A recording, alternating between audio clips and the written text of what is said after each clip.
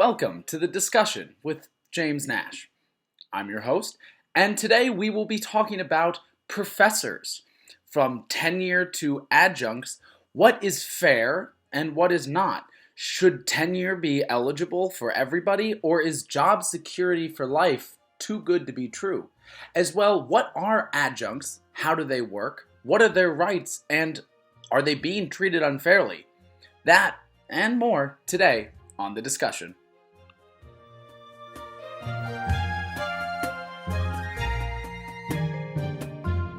So the first part of today's podcast will be talking about something that is very controversial, and that is tenure and tenure eligibility for professors.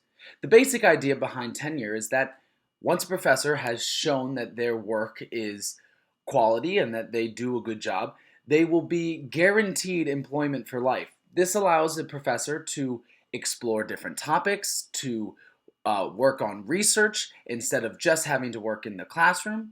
But does this also create an environment where professors don't necessarily need to work hard? I would say that most people would agree that the basis of any good economy is the fact that people need to work in order to earn their money. And the basis of tenure says that that might not actually be true. We'll be looking at a couple of different articles today. The first one is Changing Faculty Employment at Four-Year Colleges and Universities in the United States. This study was conducted in 2015 by Liang Zhang, Ronald G. Ehrenberg, and Xing-Min Liu. Now, this study looked at the changes in full-time versus part-time faculty over the last 20 or 30 years. Overall, and we will go into more detail later into the podcast, but overall they found that colleges and universities have actually started going more towards part-time faculty members, people whose pay is very low, they don't need to give benefits, and their salaries are not guaranteed through tenure. Because of this, you see the amount of tenured track professors going down, but you also see the average salary and average benefits for a professor becoming a lot less. According to a 2009 study, in 1975, about 30% of the academic labor force was part-time. By 2005, though, this had increased to about 48%. That's pretty high for part-time employment.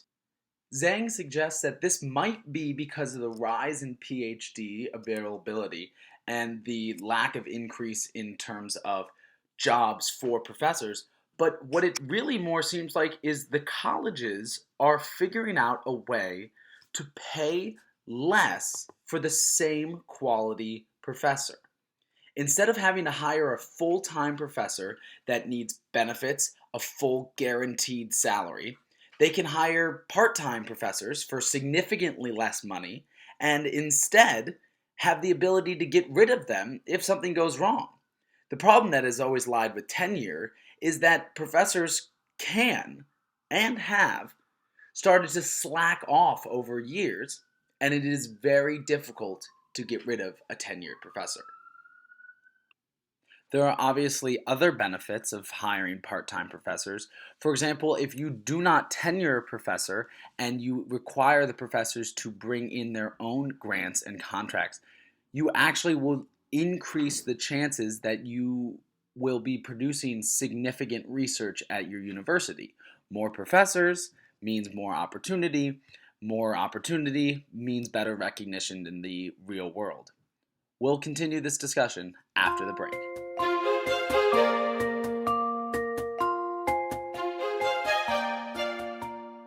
We're back on the discussion, and now we'll look into a little more detail about tenured research. Figelow, Shapiro, and Sauter in 2013 did a study at Northwestern University. This study looked at the differences between tenured teachers and non-tenured teachers. Now, the way that they did this was they were able to observe when a student came and learned, let's say, Econ 101 from an adjunct professor, an outside part-time professor, and then a student that also learned the same Econ 101 from a tenured professor, a full-time professor. They then tracked the students' performance throughout the rest of the econ classes, and the results were quite interesting.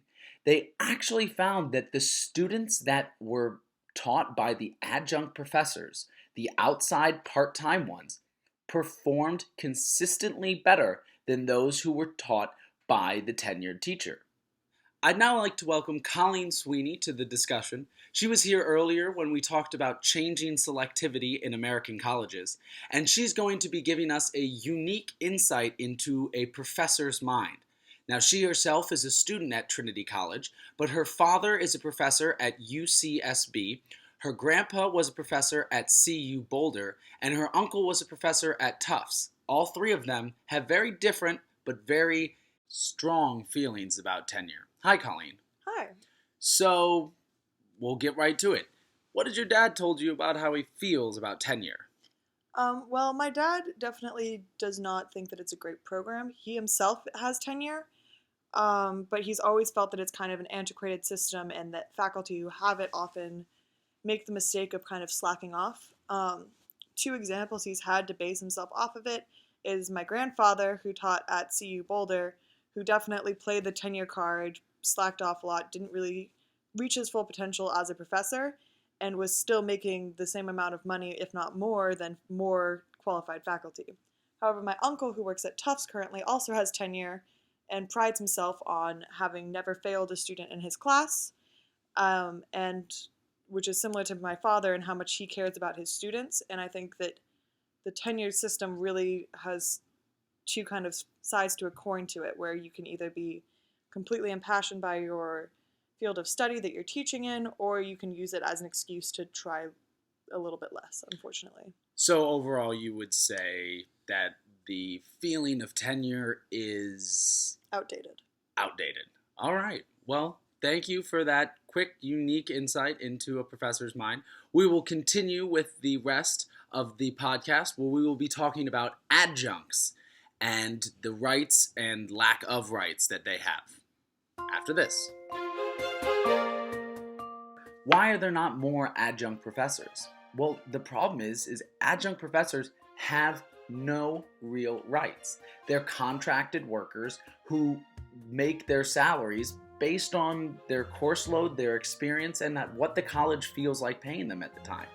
Instructors and lecturers at a regular four-year college make around $51,000 to $57,000 a year and benefits. A tenured track professor makes around $71,000 a year plus benefits. An adjunct professor only makes $21,600 a year with no benefits. And the problem is, universities aren't the ones to blame. They've actually found a loophole in the system. They have no legal obligation to paying an adjunct professor more money than they really want to. The jobs are offered to a professor because they are highly qualified, but in no way do the professors have to take the jobs. The other issue is universities don't have the funding to pay adjunct professors more. In the current market, they are getting an amazing deal. They are adding more classes, more diversity in their learning environments, and not having to pay these professors more.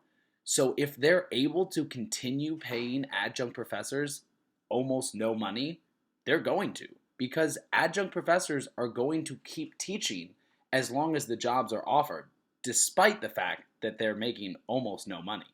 The other issue is that there has been a drastic change in the market for professors. 12.8% of PhD graduates get some sort of tenured track job. That is very slim. That means that there is 8 PhDs in the United States looking for a job for every one tenured position, which is pretty poor odds. What that means is that colleges have an incredibly unfair advantage over adjunct professors. They can present a spot or a position and offer almost no money and only have to slowly raise that salary until the first person decides to take it. Adjunct professors need to work because it's their job, so at some point, at a very low amount, they will decide to take that job. And once again, the colleges are the ones benefiting the most. They're bringing in real professionals to the classroom. A lawyer can teach a law class. A real chemical engineer can teach a chemical engineer class. Or an author could come in and teach a writing class. Those are opportunities that they wouldn't have otherwise, and therefore they can offer almost no money to these teachers. And when you look at the money that would have to be spent by colleges in order to pay adjunct professors the same amount as a tenured professor, the numbers are pretty high. In a case study done in 2015 by Jason Brennan and Philip Magnus called Estimating the Cost of Justice for Adjuncts, a case study in university business ethics, they calculated what that increase in spending would be. Currently in the United States, there's 752,669 adjunct professors employed. Currently, these adjunct professors are being paid an average about $2,700 per course they teach. If you do the math, that comes out to be about $4 billion that universities are spending on adjuncts, which seems like a lot. But currently, the SEIU, or the Service Employees International Union, is asking for a bit more. They believe that it is fair that adjunct professors should be paid around $15,000 per class. Now that's a lot more. That comes out to be closer to $23 billion, which is an increase of about $19 billion. If colleges are already in financial trouble, then finding an extra $19 billion is probably not going to happen. Brennan and Magnus have done their own research, and they've decided that, fine, you can't pay all those adjunct professors $50,000 a year or $15,000 per course.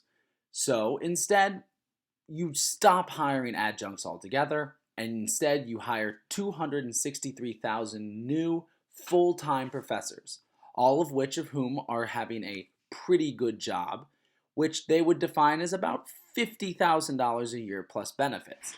That's still an increase in spending of $49 billion for U.S. colleges, which they just don't have. They then go on to talk about what it would take to replace tenured track professors with adjunct professors. Adjunct professors that teach about 5 courses a year. So, this is what they said. If adjuncts are teaching 1,578,336 courses a year, then they are a substitute for about 178,789 assistant professors teaching 5 course loads. If you replace all those adjuncts with 315,000 additional tenure track professors, each of whom makes about $100,000 a year with salary and benefits, that would cost universities over $27 billion, which again is just not possible. So can there be justice for an adjunct professor? Unfortunately, as of now, the answer looks like no. Adjunct professors are in an unfortunate spot where colleges are legally able to take advantage of their work. They can pay them very little, offer them no benefits, and those jobs will continue to be filled. Adjunct professors are better for the classroom, they are cheaper for a college, and overall, they just make sense. I will leave you with the final words from Brennan in his study on justice for adjuncts. Any robust approach to the present adjunct crisis will need to account for more than a simple assurance of higher wages to current adjuncts or budgetary reallocations that assume an abundance of revenue sources in an environment of few constraints. Adjuncts are, as of now, shit out of luck. I'm James Nash. Thanks for listening to the discussion.